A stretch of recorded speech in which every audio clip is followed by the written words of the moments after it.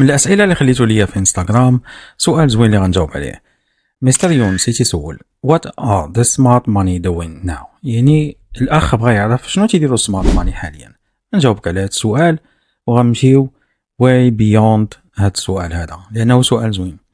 السمارت ماني دابا غنجاوبك عليهم واش باقيين في المارشي ولا خرجوا فلوسهم ولا هربوا للكاش، وغادي نشوفوا المحافظ ديالهم ونشوفوا شنو تيديروا حاليا، فين مبوزيسيونيو وفين حاطين فلوسهم، وهادشي غادي ناخذوه بالداتا والانفوز وغنبنيو على قواعد حقيقيه ماشي من تخيلات ديال اليوتيوبرز، ونشوفوا الارقام ديال 2026. خليك معايا مولي صديق وغادي نشرحوا ونفصلوا في هذا الموضوع هذا.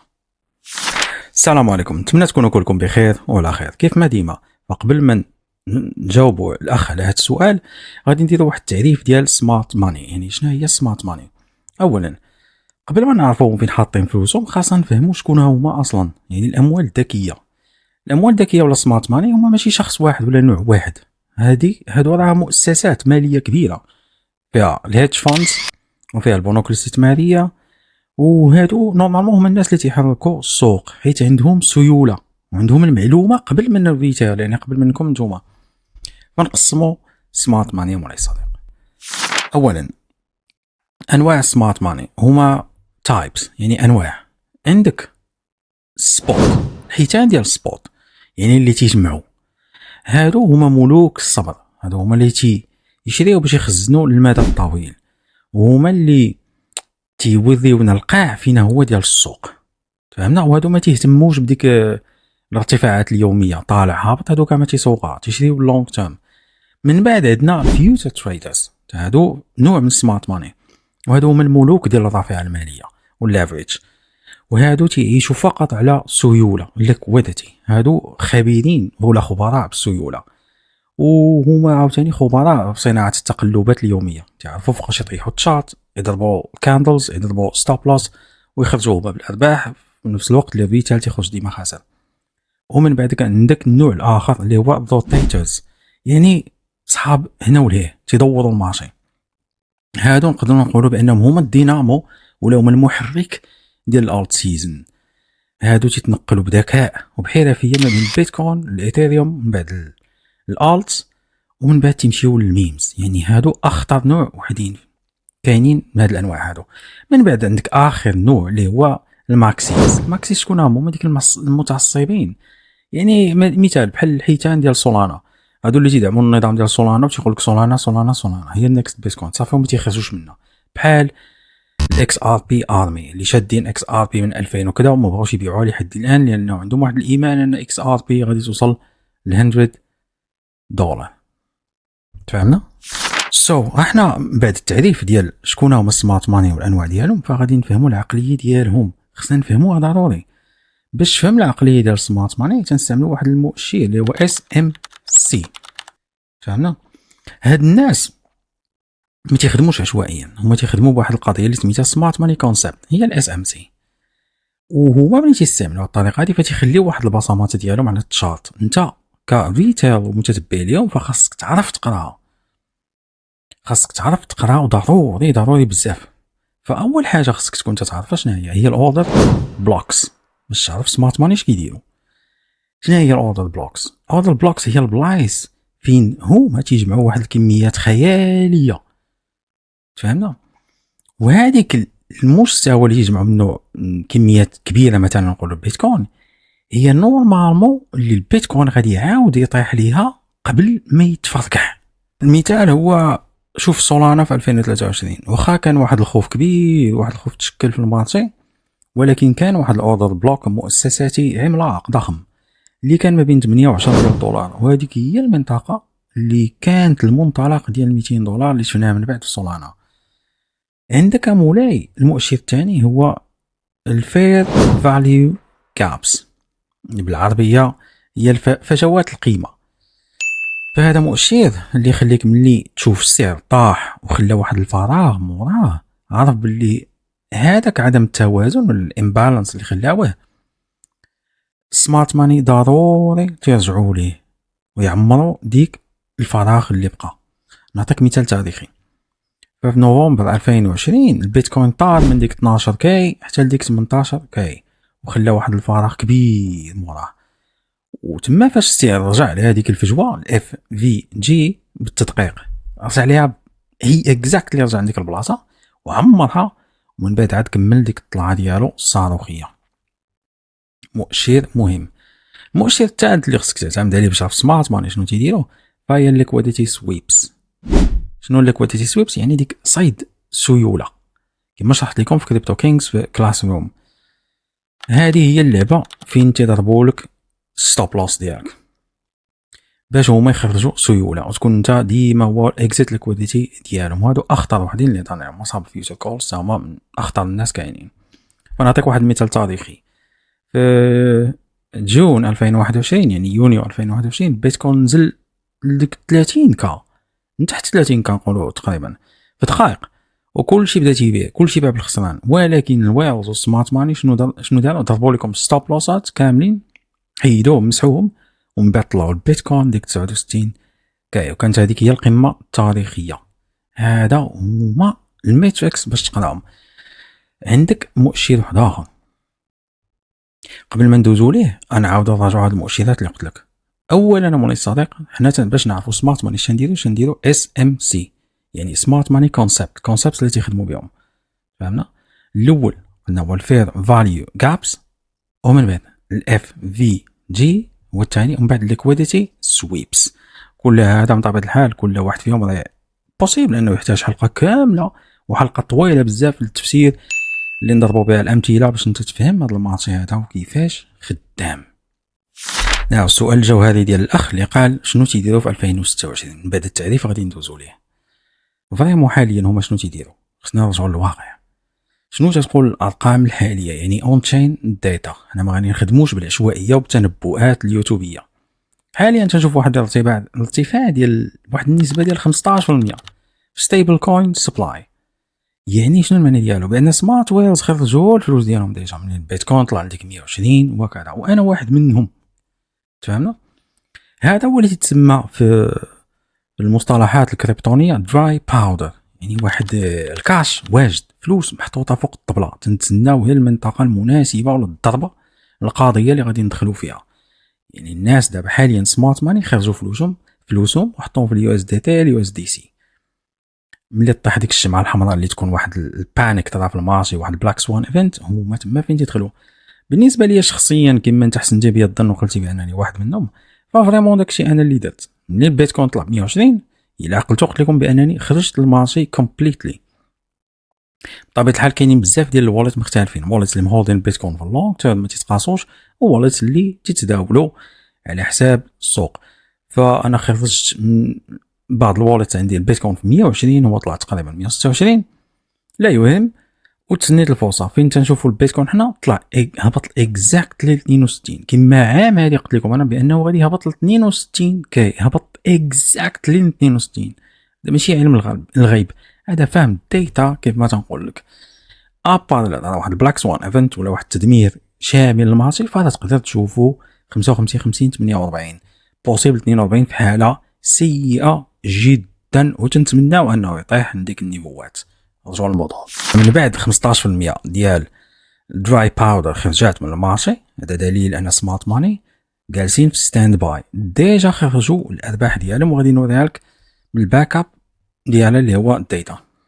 فحاليا نفس السياق ديال الفكره كاين اكثر من 20 مليار دولار مولاي اوت فلو، يعني خرجات مشات للمحافظ البارده، خرجوا فلوسهم وداروها في الكولد ووليتس صافي ربحوهم. هادو ما غاديش يطلعوا راسهم، يعني الحيتان ديال البيتكوين سادين على السلعه ديالهم وما باغينش يبيعوا، تيتسناو اللونغ تيرم. دليل ان البيتكوين مازال عنده مساحه انه غادي يطلع لمستويات تاريخيه جديده. حنا دابا عرفنا بان سمارت ماني في 2026 ديجا خرجوا الارباح ديالهم، خرجوا فلوسهم، دخلوا كلشي الكولد ووليت، يعني هما في ستاند باي مود. هذا سؤال الجواب ديالك بروده. شنو تيديروا سمارت ماني في 2026 حاليا؟ خرجوا فلوسهم، ديجا باعوا، خرجوا الاغلبيه الارباح ديالهم، تيتسناو جود انتري بوينت مره واحده اخرى، لان هاد الناس هادو ما تيخدموش بالعاطفه، هادو تيخدموا بالذكاء المعرفي. يعني هو تيعرف القيمه البيتكوين ولا تيحدد تقريبا مور ليس 10% طالعه هابطه ماشي مشكل، تيخرج فلوسو تيريح يتسنى الضربه جايه، ماشي بحالك انت اللي فقط باين لك الوهم في يوتيوب. هنا غادي يدينا لواحد النقطه واحده اخرى اللي هي الناراتيف تراكين. التركيز حاليا دابا نقولوا سمارت ماني فهما فلوسهم في الالت سيزن، في الالت كوينز فين تحطهم في الار دبليو اي، يعني عملات بحال اوندو ولا بندل، من بعد تحطوه في الذكاء الاصطناعي يعني في الاي اي، المشاريع بحال تاو فيت والبنيه التحتيه ديال سولانا جوبيتر مثلا. هنا فين هما حاطين الفلوس ديالهم، هنا غنعرفوا بان هذا الناراتيف هذا غادي يكبر في هذا البيتكوين بول ماركت سايكل. لكن هنا غادي نحبسها مولاي الصديق وغادي نقاطعك في الشرح والتفصيل. عطيتك شرح وتفصيل فقط باش تفهم سمارت ماني مقسومين الانواع وعندهم طرق يتعاملوا بها وبانهم ما تيخدموش بالعاطفه. لكن نمشيو دابا من المهم الى الاهم. ف هذا المقطع هذا غنسميوه ذا سمول كابيتال رياليتي، يعني الحقيقه المرة بالنسبه لك انت. حبس هنا واحد الدقيقه ونعاودوا ندخلوا في ارض الواقع، خاصنا نكونوا واقعيين، لان اللي عنده راس المال صغير بيتي الله عندهم راس المال صغير، هاد الاستراتيجيات هذه ديال الحيتان وسمارت ماني ما غاديش تكبر لك المحفظه ديالك وما غاديش توصلك وين انت باغي ولا تزيدك سرعه، واخا تفهم هاد اون تشين داتا. تفهمنا؟ باش انت تضرب واحد 10% ولا 20% من الكاب ديالك وتكون ارباح خياليه راه ما عندكش، لان الكاب ديالك صغير بزاف. هاد الشيء وهاد المعلومات مزيان الناس اللي عندهم الملايين ولا الملايار، ماشي اللي بادي ب$100 ولا ب$500. فاذا كانت الميزانيه ديالك على قد الحال راه انت ما خصكش تكثر على راسك المعلومات، فقط خصك تمشي لجوج حوايج ولا ثالثه لهما. الاولى هي الميم كوينز والثانيه هي الفيوتشرز.